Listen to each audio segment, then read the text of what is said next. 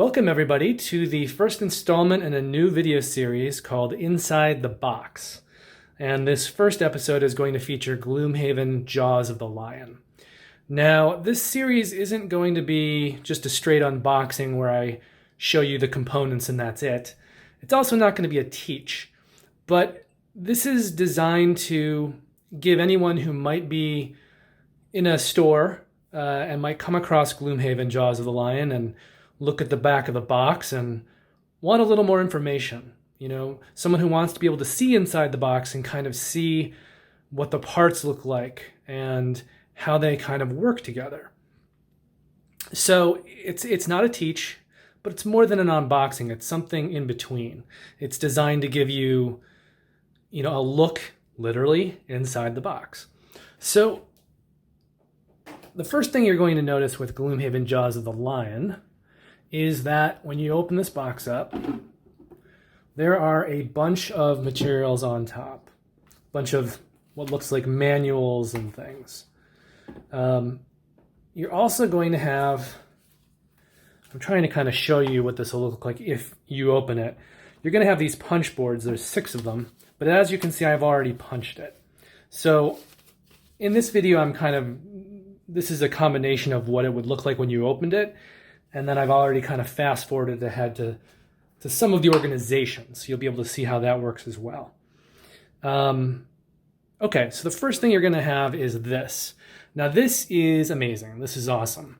This is everything you kind of need to set the game up, to punch it, and to kind of get going. And the first thing it does is it lists these 6 items here, okay? These right here we're not going to deal too much with in this video. If you've played Gloomhaven before, then you know that this is a map with stickers. There are also, I'm not sure if they've made them for Jaws of the Lion yet, but sometimes you can get stickers that are removable. I don't think that's that essential, especially for Jaws of the Lion, but they'll probably be making it. Anyway, the point is, these 2 items we're not going to really be dealing with very much. So let me... See, I've already played the first 5 scenarios, which I'm going to talk about a little later as well. Okay, so that is the map and the stickers. Now, the first thing we have here is this Learn to Play guide. And that's what you see right on top. It's the Learn to Play guide. And this is a great resource as well. These 2 things are going to really help you kind of get going. And it teaches itself almost. Okay, but we're going to come back to this. You're also going to have a scenario book, and you can see again, that's this item right here. This scenario book will give you everything you need to play the game, and I am going to show a little bit of this. I'm not trying to spoil anything, but I just want to show a little bit of this, especially how it works as compared to the tiles that come with the original OG Gloomhaven, and that will come with Frosthaven. So that's part of what makes this game, this version of it, so special and so unique, is the fact that you don't have to deal with all those tiles, and there's less setup time, there's less breakdown time. So everything that you need for a scenario is going to be on 1-2 pages, except as the scenarios get a little more complicated, you'll then be going to this supplemental scenario book, which will have little kind of additional pages for some of the maps. So I'm not picking the right one, but for instance, you may have a scenario like this, let's say, where the other page kind of connects in. And like I said, these 2 don't, but it'll tell you exactly what page to go to. And I'll explain that in a moment as well. And the last thing you're going to have is this glossary, which teaches you, or I should say, has everything in here you might need as you become more familiar with the game. So if you need to check specific phrases and words and rules, you can go to this this glossary. Okay, now another great thing about this setup thing right here is that it's got this diagram. Now I've packed up a few things here just so that I can put the game away, but that's what this is, okay? And you can see I sorted it exactly as it appears in the picture. And that is what much of the stuff that you're punching out is, okay? It's either going to be all these tokens that go in this container, or it's going to be the different monsters that you play the game with. And they give you bags, and they give you exactly the right number of bags. You're also going to have these little initiative tokens that you'll use to keep order of who's attacking when. And I've also separated into these baggies cards that go along with each monster type. So I put a lot of these in here. Here's the little stands. Just kind of removing them so you can kind of see what the box looks like. Okay, you'll also have 4 of these sleeves and cards for different monsters. And this is probably for the non-Gloomhaven players because I don't think much has changed here since since the original. But this shows you kind of what level the monsters are, and that depends on your level. And whatever that ends up being, you will slide it into the sleeve, and then you'll use these numbers to play for that scenario. And then over here you have different cards and things that you'll use during the game. This is the element board, which we'll go over shortly. And then here are your different characters, everything you need inside the characters. We've played a few scenarios, so right now we actually have the cards stored in here. And our miniatures are in here, our little character miniatures, and there's 4 unlockable boxes. Okay, so when you first get Gloomhaven, the first thing you're going to do is you're going to follow this sheet. And let me see if I can. Okay.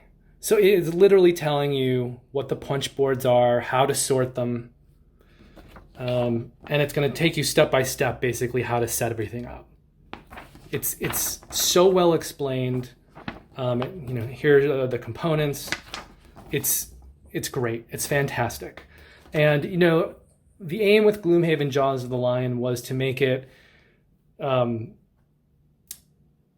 more so that it appeals to players who are not necessarily the hardcore gamers, but someone who might go and pick this up at a Target, which is where, it had a 1-month exclusive deal, was at Target. And now it's coming to local game stores. It's there now, actually, which is part of the reason of me doing this when I'm doing it, so that if you are out at your local game store and you see a copy of this and you think, maybe I want to buy this, hopefully this will help answer some of your questions. The other thing, though, is the elements of it that are designed for less hardcore gamers. So some of it are these scenario books, right, instead of the tiles, which, as I've said, requires less setup and less teardown. Some of it's just the smaller size of the game, okay? So in Gloomhaven Jaws of the Lion, there are 25 different scenarios. Now, if you go through and play the campaign, you're probably not going to see all of those scenarios. I think on average, about 17 or 18 scenarios. So you definitely can replay it and maybe try to hit the scenarios that you didn't the first time around. If there are certain side quests that you had to make choices for that locked you out of other things, or certain side quests that are character specific, you may need to play it again so that you can see and experience all of the content. However, it's not as huge an endeavor as original Gloomhaven, and it doesn't have as many scenarios, and there are less choices involved. So the storyline here is much more streamlined. You're going to be playing very much the same storyline, just with a few little tweaks here and there, or additions. So again, it's a shorter campaign experience. It's a shorter campaign experience, and it's going to appeal to people who maybe think that the original Gloomhaven is just too unwieldy to get to the table. So what I do want to go over now, and I guess we'll put a little spoiler alert in here, because I am going to show you the first 5 scenarios of the campaign. Now, I'm not attempting to spoil anything. But the reason that I'm going to do it is to show you how it teaches you the game, how the first 5 tutorial scenarios teach you the game, because I think that's very valuable to know. So I'm going to try not to really expose too much other content. I'm not going to really be talking about the scenarios themselves. I'm just going to be talking about how and in what order the game teaches you things, because I think that's valuable both for new people to know and for old timers to know how this, material is represented. And I think the way that it does this is very much part of the appeal of Gloomhaven Jaws of the Lion. Okay, so we'll see if this works. I'm going to try to just hold this up. So this is the first scenario. It's a roadside ambush, which is every good D&D game, I guess, starts with an ambush or rat killing or both. And this is the learn to play guide. Okay. So the very first time that you open this, it's going to give you some basics about the game. It's going to just tell you different things about the components, the characters, the map, how the map and the stickers work. And it's just explaining things here. So this is what you're going to see the first time you play. And then here it's just kind of explaining to you how it's the same one I have out. It's explaining to you how this works, how the pages work instead of tiles. And it's explaining to you all the different things, how the monsters work. So, you're going to be putting out monsters depending on how many characters you're playing with. And all the monsters on the map, let's see if I can get it closer for you, but they're like these monsters here on the map. So when you're setting them up, you're going to follow this guideline. And if you're playing with 2 characters, you're going to use the top bar, 3 you're going to use the middle, and 4 you're going to use the lower bar.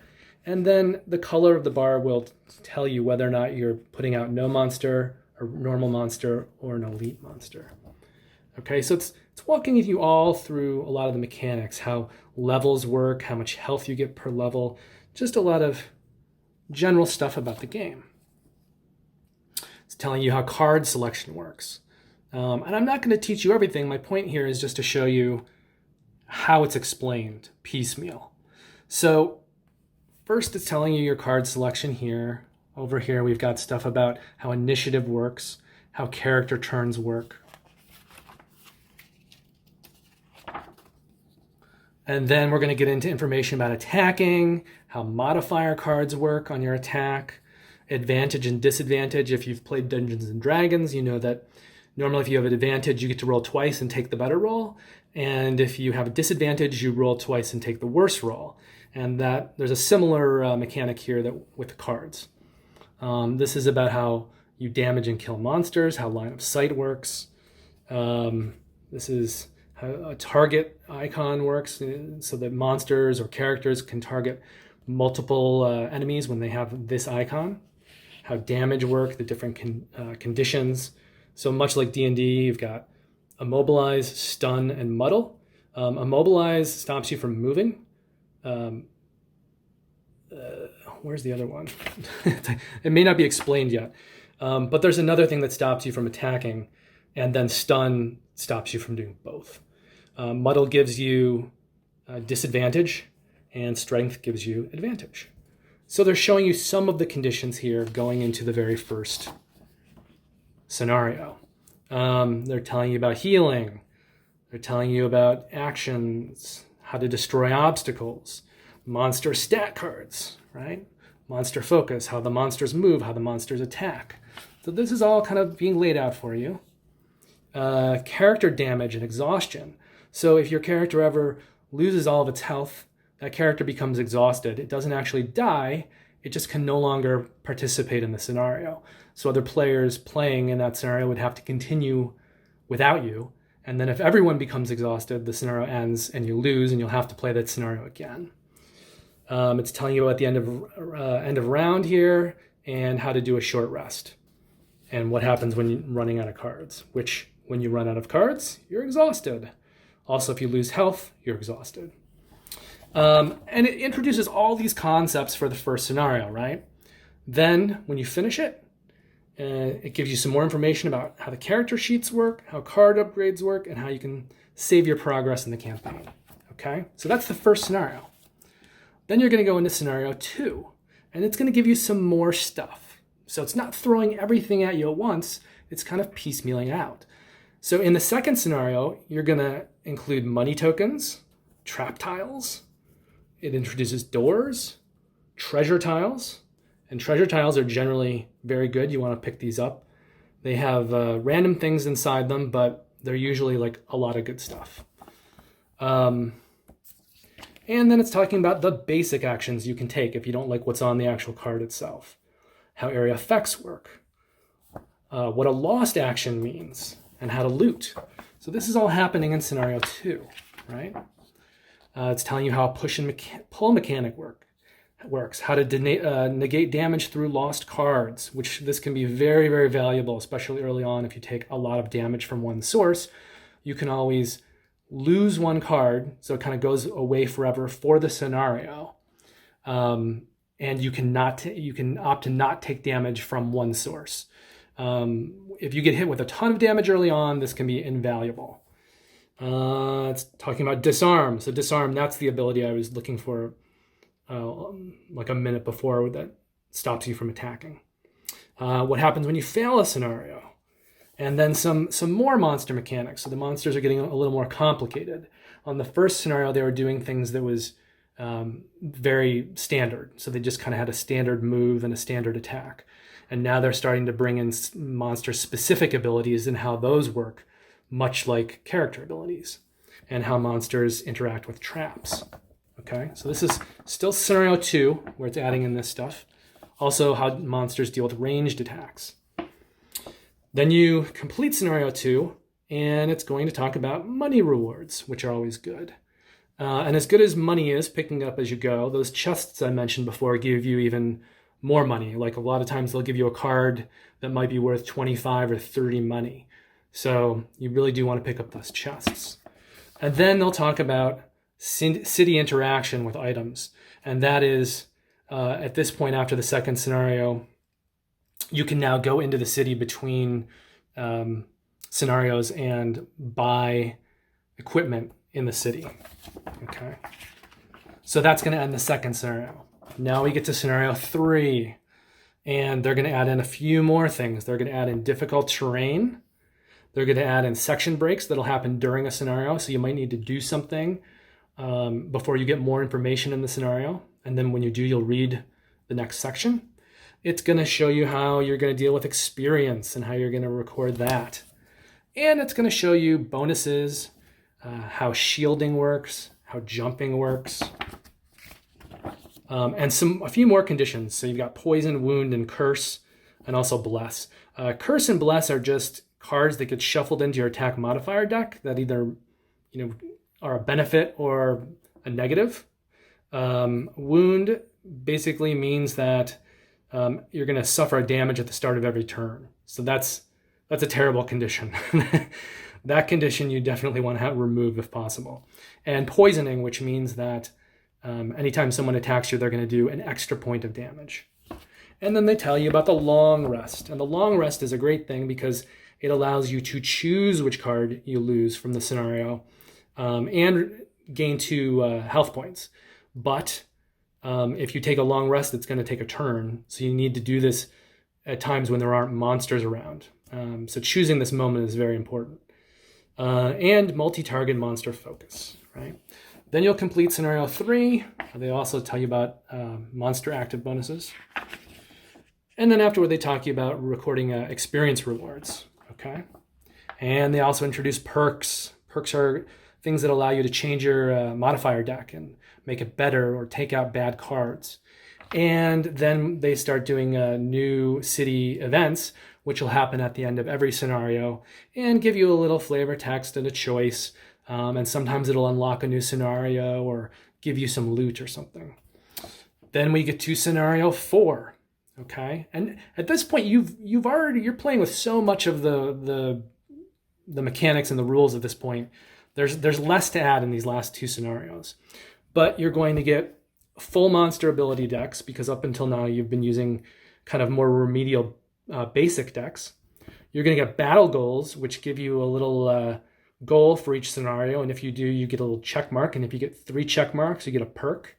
And again, perks are how you improve your modifier deck. Monsters will, in some scenarios, spawn throughout the scenario instead of just being there at the beginning, and this talks about that. And the element board. The element board is this thing. And again, it doesn't come in until scenario 4, but this is a very kind of important mechanic as you get more into the game. So I'm just going to explain it very quickly. If anyone ever played Chrono Cross back on the original PlayStation, it's kind of like that. So you're going to have these different elements in the game. There's frost, fire, dark, light, nature, and wind. And there'll be certain cards where at the end of a person's turn, that element will flood the battlefield. And then at the end of a round, if you have, some elements kind of here out on the battlefield, there's strong column, the waning column, and the weak column, inert. And at the end of every round, all these things are going to move over to the left. So the waning elements become inert, and the strong elements become waning. And the purpose of these is that certain elements will flood the battlefield when you use certain cards, and then other cards will need those elements to make them more powerful. So there is an opportunity when you're playing your cards to kind of set up a future turn by flooding. Like, let's say you have a card you want to play next turn that uses fire to become a more powerful action. If you play something this turn, you'll flood the battlefield, and then at the end of the round, it'll go from strong to waning, and then your next turn, it'll be there for you to use to empower the action that needs it. Unless one of your party uses it, or one of the monsters uses it. But this becomes a very primary mechanic, but it doesn't get introduced until scenario 4 because there's so much other kind of smaller mechanics being introduced earlier on. So also in scenario 4, you're going to find out about, let's see, well, that's it. I guess the main thing there is the element board. And then you go to scenario 5, and it's your first boss fight, and they kind of talk to you about boss mechanics. And then at the very end, it talks to you about leveling up and in general scenarios. And that is this tutorial. So if you have never played a Gloomhaven game, this will walk you through it step by step, adding in mechanics as it goes. And it's a great way to learn. It makes it so easy. And if you've played Gloomhaven before and you're curious, how it works, well, there you go. So hopefully this gives you a look inside the box beyond what you would see in the store. If you pick up Gloomhaven in the store and you're just looking at it and you kind of want to see more how it works and how the pieces are. And let me show you one. Okay, so I'm playing the Demolitionist right now. I have some other tokens in here, and he's stuck in the box because he's in sideways because he's a very small character. There we go. So you're going to have these little minis. There's the Demolitionist. He's pretty cool looking. Or she. I mean, this figure actually looks pretty asexual, so I suppose it could be either one. But when you start a scenario, they'll go down on one of these little 4 things to start, and then you'll play the scenario on the board here. I think that's really everything that you guys probably need at this point. As you can see, these are bound fairly close together.